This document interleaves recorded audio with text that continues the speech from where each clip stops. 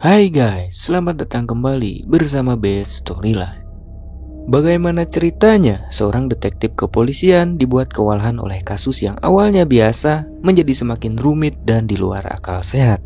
Baik, daripada penasaran, langsung saja mari kita cari tahu kisahnya.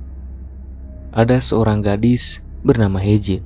Hejin hidup sendirian di apartemen kecil di kota Seoul. Hejin merupakan seorang mahasiswi di salah satu universitas ternama di kota tersebut. Untuk memenuhi kebutuhan sehari-hari, Hejin bekerja part-time di sebuah minimarket dan terkadang Hejin juga mengambil pekerjaan sebagai guru panggilan untuk mengajar anak-anak SD. Akhir-akhir ini kondisi kesehatan Hejin memang sedikit menurun, di mana penyakit batuknya tak kunjung sembuh. Hejin memang wanita yang agak keras kepala. Dia tak pernah mendengarkan nasihat dokter. Bahkan bisa dibilang, Hejin selalu mengabaikan kesehatannya demi aktivitasnya berjalan lancar. Pada suatu malam, Hejin mendapat telepon dari adiknya yang bernama Sojin, di mana Sojin menanyakan kabar Hejin yang sudah lama tidak bertemu. Namun sayangnya, ketika Hejin bertanya balik, tiba-tiba saja panggilannya terputus. Esok harinya di pagi hari, Hejin kembali mendapat telepon yang kali ini dari ibunya, di mana ibu Hejin mengabari jika Sojin pergi dari rumah dan entah kemana. Mendengar hal itu, Hejin pun terpaksa mengambil cuti selama beberapa hari, dan di hari itu juga Hejin bergegas pergi menuju apartemen ibunya yang berada di kota sebelah. Setelah sampai di sana, Hejin pun langsung bertanya mengenai apa yang sebenarnya terjadi, dan menurut ibunya, di hari itu ketika dirinya pulang dari gereja, si ibu panik karena pintunya terkunci oleh 3 gembok, yang padahal dia ingat betul jika sebelumnya dirinya hanya mengunci pintu dengan 1 gembok saja. Dan setelah masuk, dirinya heran karena tidak menemukan Sojin di kamarnya. Maka dari itu, si ibu meminta Hejin untuk pulang. Namun Hejin kesal kepada ibunya yang tidak langsung melaporkan kejadian tersebut ke polisi. Bahkan Hejin ditambah kesal ketika mendengar ibunya yang meminta Hejin pasrah dan berdoa agar Sojin kembali pulang. Bisa dibilang perkataan ibunya ada benarnya, tapi untuk situasi sekarang, Hejin pun muak kepada ibunya yang seakan-akan tidak menunjukkan rasa khawatir mengenai Sojin yang menghilang.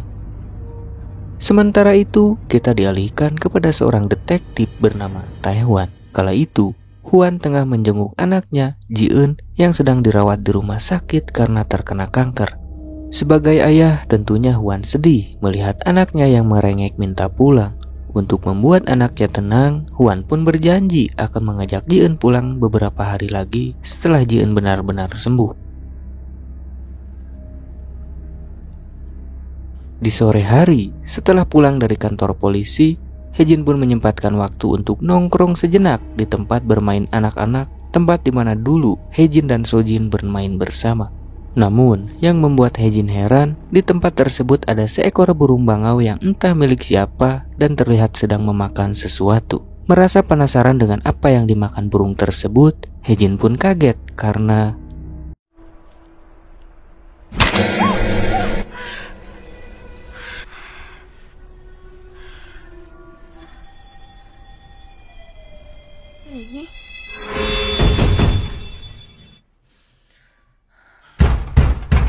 kejadian tersebut ternyata hanya mimpi, dan untungnya Hejin terbangunkan oleh suara gedoran pintu yang dilakukan oleh detektif Hwan. Dalam perbincangan tersebut, Hejin menjelaskan secara detail ciri-ciri adiknya, di mana Sojin berusia 13 tahun dan memiliki bekas luka di bagian belakang lehernya, beserta pernyataan sebelumnya yang dikatakan ibunya. Namun yang membuat Hejin heran adalah detektif Hwan yang menanyakan nomor ponsel adiknya, karena setahu Hejin, ibunya belum memberikan ponsel kepada adiknya. Dan Hwan pun malah ikutan heran karena kebanyakan anak-anak di sana sudah memiliki ponsel. Kesimpulan yang didapat detektif Hwan setelah melakukan perbincangan, dirinya merasa jika kasus ini hanyalah kasus biasa di mana tidak ada indikasi mengenai penculikan atau aksi kriminal lainnya, melainkan Sojin hanya pergi dari rumah atau lebih tepatnya kabur. Dan untuk informasi lebih lanjut, Hwan pun meminta Hejin untuk menunggu beberapa hari lagi. Tapi Hejin yang mendengar pernyataan tersebut merasa tidak puas. Maka dari itu, untuk meluapkan rasa kecewa, Hejin pun menyuruh detektif Hwan untuk segera pergi. Hwan bukan berarti menyepelekan suatu kasus yang sedang ditanganinya. Sebagai detektif, Huan tahu apa yang harus dilakukan untuk mengurangi rasa khawatir dari pihak yang kehilangan. Jadi tahap pertama yang dilakukan Huan adalah mencari informasi sebanyak mungkin dari setiap orang yang berada di lingkungan sekitar apartemen. Maka dari itu, Huan mencoba bertanya kepada Bapak Satpam yang tengah mengubur ayam.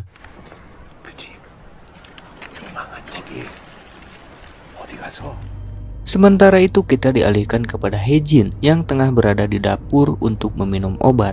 Dan di waktu yang bersamaan, Hejin mendengar suara rintihan seseorang yang terdengar dari arah balkonnya. Merasa penasaran, Hejin pun dengan perlahan berjalan untuk mengeceknya dan...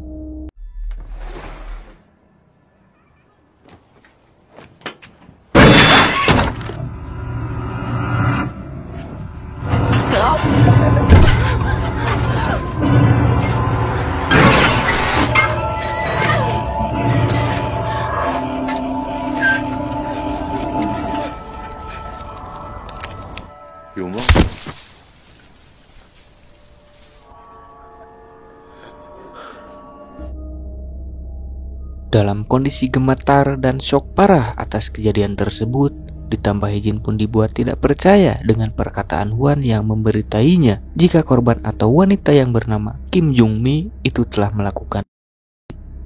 Berdasarkan hasil investigasi para polisi di rumah korban, terdapat secari kertas berwarna kuning dengan gambar telapak tangan yang bertinta darah, dan di baliknya terdapat tulisan yang menyatakan permintaan maaf dari Kim Jung Mi terhadap Sojin. Dan dari identitas korban atau Kim Jung Mi diketahui jika wanita tersebut berusia 27 tahun dan baru pindah ke apartemen ini sekitar 1 tahun lalu. Detektif Huan merasa jika kejadian tersebut ada kaitannya dengan kasus hilangnya Sojin, sehingga Huan bertanya kepada Hejin mengenai korban. Namun sayangnya, Hejin tidak mengenal wanita tersebut karena Hejin tidak pernah pulang ke sini dalam beberapa tahun terakhir. Mengalami kebuntuan atas jawaban Hejin, Huan pun meminta gadis itu untuk memberinya foto Sojin. Beberapa saat kemudian, ketika Hejin tengah mencari foto adiknya, kebetulan ibunya pulang dan baru saja Huan akan bertanya, si ibu malah mengusir Huan dan memarahi Hejin dengan perkataan yang sangat kasar.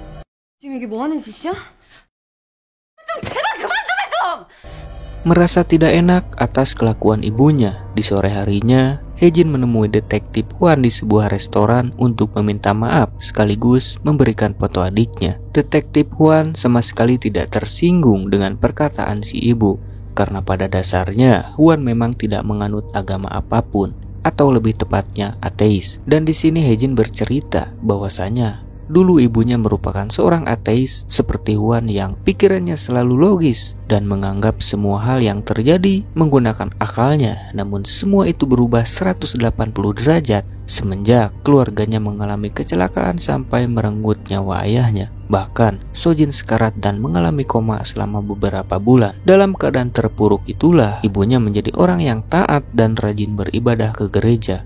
Bahkan setiap hari ibunya berdoa di gereja dengan harapan keajaiban diberikan kepada Sojin. Dan pada suatu waktu doa ibunya pun terjawab dengan sembuhnya Sojin. Namun semenjak adiknya sembuh, Hejin pun merasa jika Sojin menjadi aneh, dari yang asalnya periang kini berubah menjadi pendiam dan sangat tertutup. Dan yang lebih parahnya lagi, ibunya tidak pernah membawa Sojin ke rumah sakit lagi untuk memeriksa kesehatan mental adiknya. Tetapi ibunya lebih memilih berdoa setiap hari agar Sojin baik-baik saja. Sebenarnya Hejin tidak pernah melarang jika ibunya selalu pergi ke gereja, tapi yang sangat disayangkan olehnya hanya sikap ibunya yang terlalu cuek dan selalu sibuk bepergian tanpa sedikit pun berusaha untuk mencari Sojin yang sudah beberapa hari menghilang. Terjadi perdebatan antara mereka di mana menurut si ibu tidak ada gunanya usaha Hejin selama ini walau dibantu oleh detektif sekalipun. Karena satu-satunya yang bisa dilakukan hanyalah terus berdoa. Bahkan si ibu mengajak Hejin untuk ikut bersamanya dan percaya kepadanya jika Sojin akan selamat. 지금이라도 늦지 않았어. 회개하고 구원받아야지. 제발 그만해. 구원받아 뭐하게. 난 지금이 바로 지옥이야, 알아? 너 그게 왜 그런지 알아? 네가 하느님을 안 믿어서 그래. 그래서 지옥인 거야. Sementara itu detektif Huan terlihat sedang menemui Pak Satpam lagi untuk bertanya mengenai Sojin yang mungkin saja di waktu kejadian si bapak melihat seorang gadis kecil pergi keluar wilayah apartemen. Karena satu-satunya akses untuk keluar pasti melewati pos tempat Pak Satpam berjaga. Pak Satpam pun mengiyakan jika dirinya tadi melihat seorang gadis kecil, tapi yang anehnya si bapak menunjuk ke arah atas yang hanya terdapat kursi di sana. Merasa dipermainkan dengan hayalan si bapak, Huan pun agak kesal dan meminta Pak Satpam untuk sedikit lebih serius, tapi 빨갱이 새끼들 M16으로 싹 다 잡아서 삼천교육대 쳐놓고 다들 벌벌벌 내가 기어! 아저씨 왜 이래 정신 차려.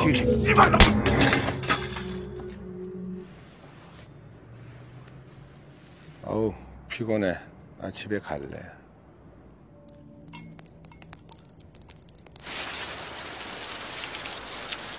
di tengah malam, ketika hujan sedang deras-derasnya, terlihat Hejin yang kala itu akan meminum obat. Tiba-tiba saja dirinya mendengar suara dari arah kamar adiknya. Seketika rasa penasarannya muncul hingga menuntun langkah kakinya ke sana dan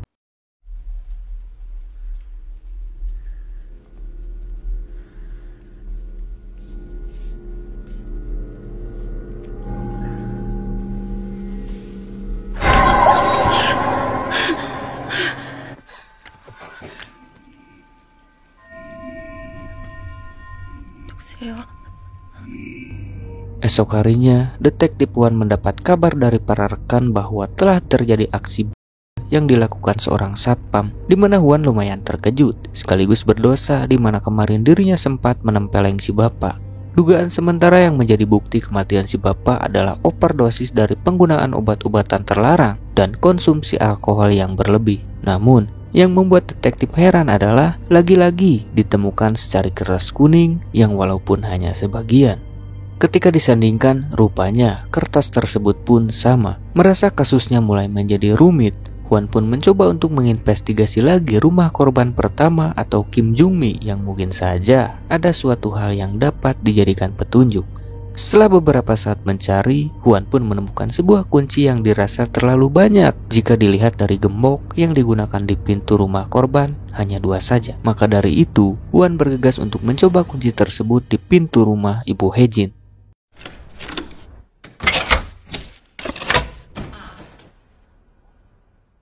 Secara kebetulan, Huan pun diperlihatkan temuan Hejin yang berupa kepala ayam. Teringat pada saat Huan pertama kali bertemu dengan Pak Satpam yang tengah menggur ayam, dan dirinya yakin jika para korban saling mengenal jika dilihat berdasarkan bukti yang ditemukan. Dan dari semua kejanggalan tersebut, Huan meyakini bahwa ada suatu rahasia yang disembunyikan para korban, tapi masalahnya bukti-bukti yang didapat belum cukup untuk memecahkan kasus tersebut.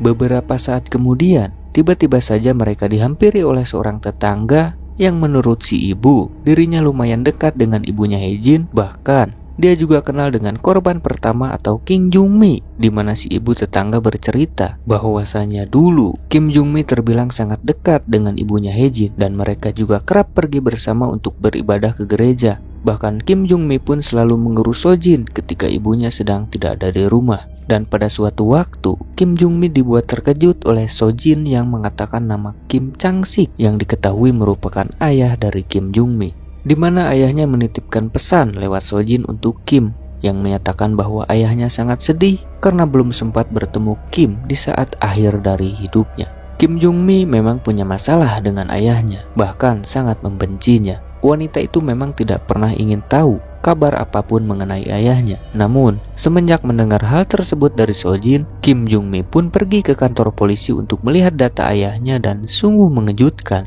di mana ayahnya memang benar sudah meninggal. Para tetangga di sekitar tidak memungkiri jika Sojin adalah gadis yang aneh. Bahkan, mereka pun menganggap jika Sojin mengalami kerasukan.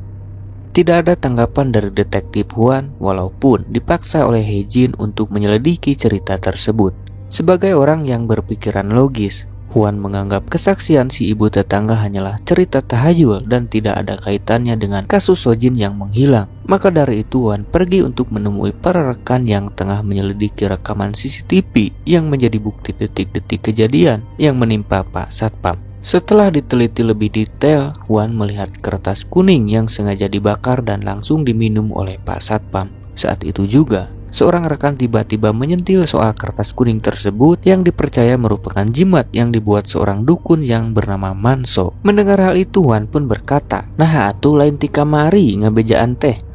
Tanpa berlama-lama, Wan bersama seorang rekan pun langsung menuju tempat dukun tersebut yang diduga berlokasi di apartemen yang sama. Tidak mendapat jawaban, detektif Wan pun terpaksa menyuruh rekannya untuk membuka paksa pintunya. Dan setelah masuk, benar saja, di dalamnya terdapat banyak sekali alat-alat ritual di mana Wan seketika dibuat terkejut ketika mengetahui jika dukun yang bernama Manso adalah si ibu tetangga yang tempo hari menghampiri dirinya.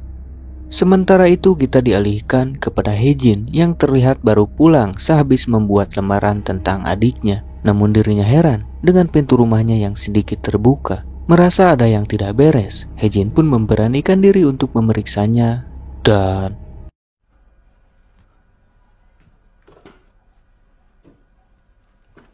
여기서 뭐 하세요? 뭘 놓고 가서.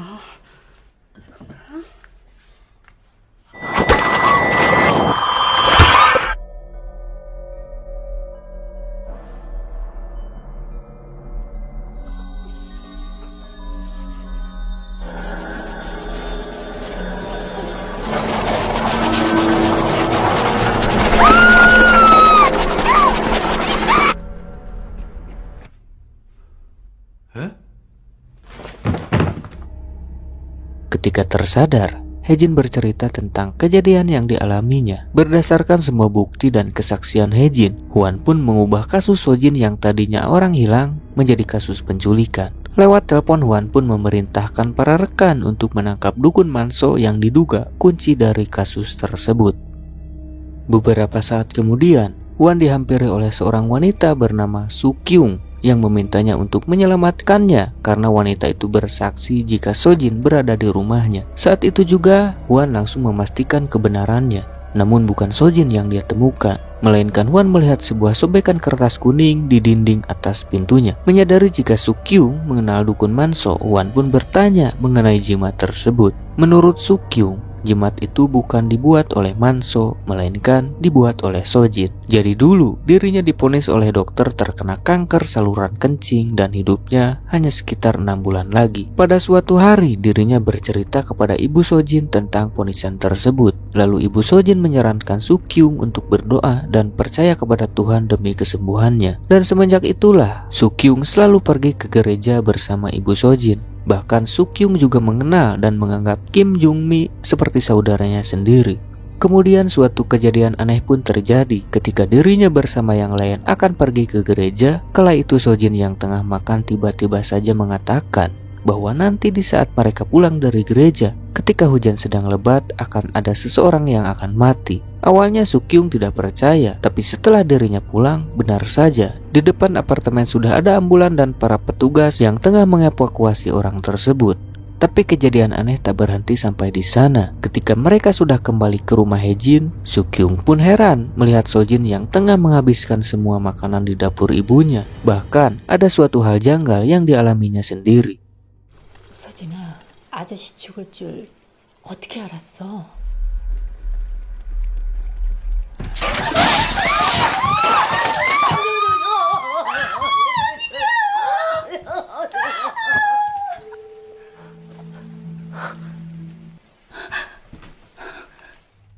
Kemudian di suatu waktu ketika dalam keadaan depresi, Su Kyung pergi ke dukun Manso yang bertujuan untuk melihat nasibnya. Namun ketika ibu Sojin mengetahuinya, dirinya langsung disuruh untuk menjauhi dukun Manso. Bahkan Sojin pun seperti marah kepada dirinya karena hal tersebut, sehingga Su Kyung yang ketakutan pun memanggil kembali dukun Manso untuk mencari tahu apa penyebab yang membuat Sojin menjadi aneh.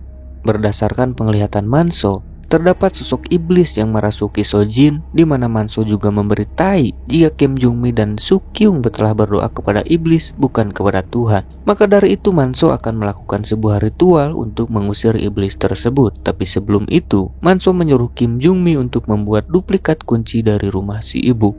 Lalu kemudian menugaskan Pak Satpam untuk memastikan ibu Sojin benar-benar pergi. Singkatnya, mereka pun berkumpul di kamar Sojin untuk melakukan ritual. Tapi yang membuat Sukyung heran, dukun Manso yang awalnya akan mengusir sosok tersebut, tiba-tiba saja menyuruh dirinya beserta yang lain untuk sujud. Bahkan setelah mendapatkan jimat tersebut, Sukyung disarankan untuk membakar dan meminum abu dari jimat tersebut. Dan ajaibnya, setelah meminumnya, Sukyung pun sembuh. Bahkan dokter pun dibuat kaget karena hal tersebut di luar prediksinya. Mendengar pernyataan tersebut, Hwan seketika terdiam, seakan-akan pikirannya terguncang karena mengingat keadaan putri kecilnya. Dan secara kebetulan Hwan mendapat telepon dari istrinya yang mengabari bahwa kondisi Ji-eun semakin memburuk. Pada titik ini, secara tidak langsung Hwan percaya dengan kesaksian tahayul yang sebelumnya dia dengar, di mana pikiran dan akal sehatnya terguncang. Bahkan Hwan mengatakan pada istrinya bahwa jimat ini mampu menyembuhkan suatu penyakit. Maka dari itu, Hwan akan mencoba jimat tersebut kepada anaknya dengan harapan Ji-eun akan benar-benar sembuh. Namun untung saja, istrinya menyadarkan kelakuan aneh Hwan, menampar Hwan dengan perkataan yang membuat akal sehatnya kembali menguasai pikirannya.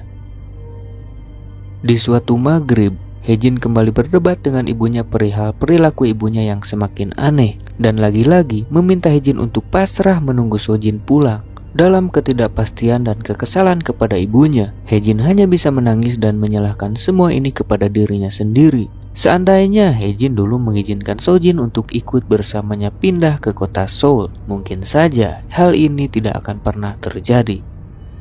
Beberapa saat kemudian Hejin dikagetkan oleh Sukyung yang tiba-tiba saja menyapanya dari balik jendela. Dalam gelagat anehnya, Sukyung mengatakan bahwa Sojin sedang berada di basement. Lalu setelah berkata demikian, Hejin pun heran karena Sukyung berbicara melantur lalu pergi begitu saja. 1 jam kemudian, Hejin baru memutuskan untuk pergi ke rumah Sukyung untuk bertanya mengenai maksud dari perkataannya. Tapi sayangnya, Hejin tidak mendapat jawaban karena 지하실에서 보셨어요?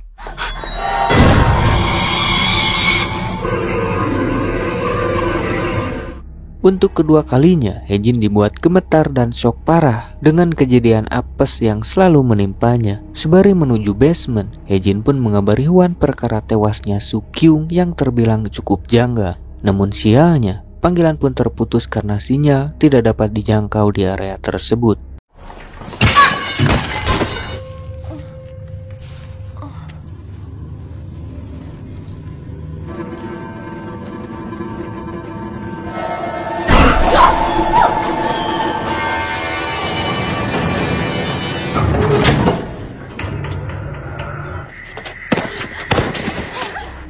Singkatnya, ketika Manso diinterogasi, wanita itu menyangka tuduhan yang dilontarkan Hejin, di mana Manso beralibi dengan berkata bahwa dirinya hanya mencari sebuah bel di basement tersebut dan Manso tidak mengetahui keberadaan Sojin. Namun Hwan tidak percaya dan terus memojokkan Manso yang akhirnya Manso bercerita mengenai ritual yang sebelumnya dia lakukan. Kala itu sebenarnya Manso bersama yang lain melakukan ritual sebanyak 2 kali. Karena jimat yang berhasil didapat saat ritual pertama hanya 1, yakni jimat yang ditemukan di rumah Kim Jung-mi. Sukyung yang tidak kebagian pun tak terima, sehingga wanita itu memaksa Manso untuk melakukan ritual yang kedua kalinya, karena Sukyung ingin sembuh dari penyakit kankernya. Maka dari itu beberapa hari kemudian, tepatnya sehari sebelum Hejin disuruh pulang oleh ibunya, Manso dan yang lain melakukan ritual tersebut. Tapi kali ini, Manso menggunakan ayam dan lonceng untuk memanggil iblis tersebut. Namun, semuanya di luar kendali Manso. Iblis yang merasuki Sojin pun marah dan mengatakan bahwa Manso bersama yang lain akan mati. Setelah terjadi kecelakaan tersebut, sangat disayangkan Manso dan yang lain tidak menolong dikarenakan mereka melihat ibu Sojin sudah berada di depan apartemen. Bahkan, kala itu Sukyung masih saja bersikeras mengambil darah Sojin untuk dijadikan jimat. Untuk nasib Sojin setelahnya, Manso sendiri juga tidak mengetahui. Tapi yang jelas, kesaksiannya memang benar seperti demikian. Mendengar hal itu, Hwan pun antara percaya dan tidak percaya. Karena di sisi lain, kesaksian Manso sama saja dengan cerita tahayul sebelumnya. Tapi di sisi lain, rentetan kasus kematian janggal orang-orang yang terkait dengan kasus Sojin pun benar-benar terjadi. Tapi lagi-lagi Huan dibuat terguncang oleh pernyataan yang mengherankan, di mana Manso tiba-tiba saja mengatakan bahwa ada salah satu keluarga Huan yang tengah sekarat.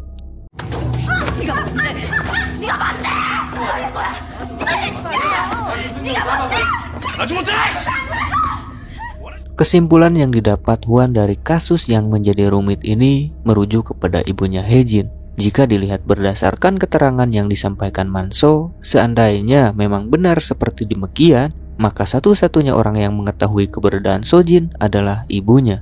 Maka dari itu Huan bersama Hejin memutuskan untuk mencari si ibu ke gereja. Singkat cerita, setelah sampai di sana, mereka dibuat heran karena menurut Pak Pendeta, si ibu tidak pernah lagi datang ke gereja ini.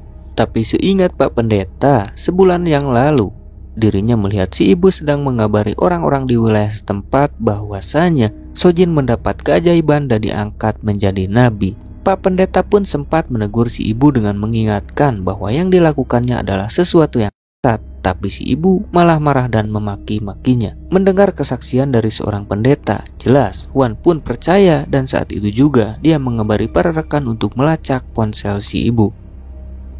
Setelah kembali ke kantor polisi, Huan pun dihampiri rekan yang memberikan data hasil pelacakan, di mana ketika mengetahui jika ibu Hejin terlacak sedang berada di rumahnya, saat itu juga Huan langsung marah kepada Hejin karena dirasa Hejin telah mempermainkannya. 재밌냐고. 네 동생 어떻게 한 거 아니야? 이게 경찰서 억울하네.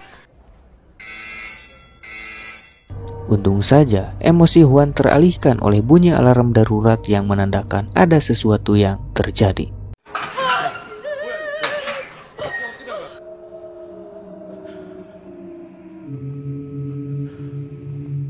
Ketika pulang ke rumah, dengan penuh kekesalan Hejin pun melampiaskannya kepada suatu ruangan yang selalu dikunci ibunya. Dan setelah terbuka, Hejin pun kaget karena di dalamnya merupakan tempat ibunya berdoa dan terdapat juga sebuah tumpukan rumput yang entah apa maksudnya. Beberapa saat kemudian, Hejin kedatangan Huan yang terlihat marah dan menuduh jika Hejin menutupi kejahatan ibunya. Sepertinya Huan sudah kewalahan dengan kasus yang sedang ditanganinya, sehingga guncangan yang didapatnya membuat Huan hilang kendali. 네가 사람들 죽였지? 그렇지 않고서. 자살이라며! 그럼 도대체 뭐야? 이 사람을 봤다고 하지라. 너한테 씌웠다니.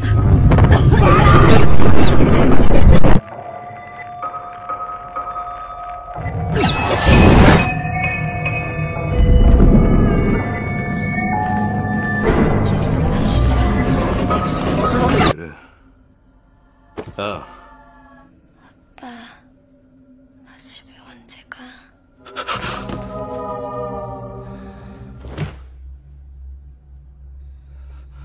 우리 지은이 살려주세요. 우리 지은이.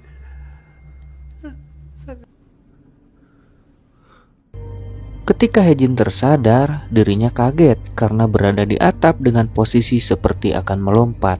Seperti mendapatkan petunjuk, Hejin pun melihat ke sebuah tempat yang dirasa mencurigakan.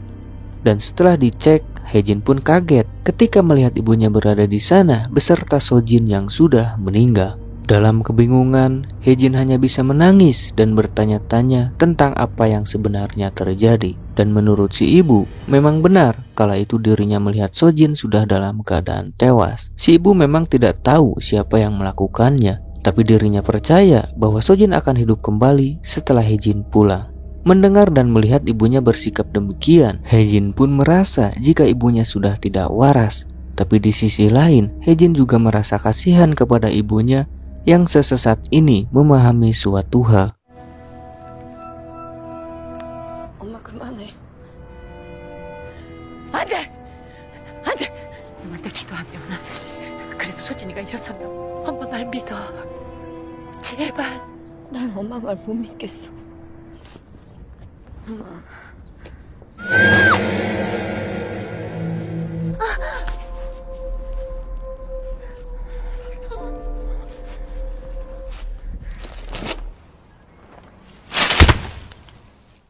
Di akhir film, terlihat Huan dan para rekan tengah mengevakuasi Sojin beserta Hejin dan ibunya. Tapi untungnya, seorang rekan mengabari bahwa Hejin berhasil selamat karena terjatuh menimpa tubuh ibunya. Kemudian ditampilkan juga Ji-eun, putri kecil detektif Hwan yang sudah sembuh. Tapi apakah Ji-eun benar-benar sembuh secara medis? Atau apakah Hwan yang secara diam-diam menggunakan jimat tersebut? Sudahlah, karena film pun tamat. Bagaimana para rekan, sesat bukan film ini? Sebenarnya masih banyak misteri dan teka-teki di film ini. Tapi saya tidak akan banyak komentar dengan film ini karena sangat-sangat di luar galaksi Bima Sakti. Oke guys, mungkin sekian dulu untuk video kali ini. Dan jangan lupa dukung terus channel ini agar lebih baik lagi. Baik teman-teman, saya cabut dulu. Ciao.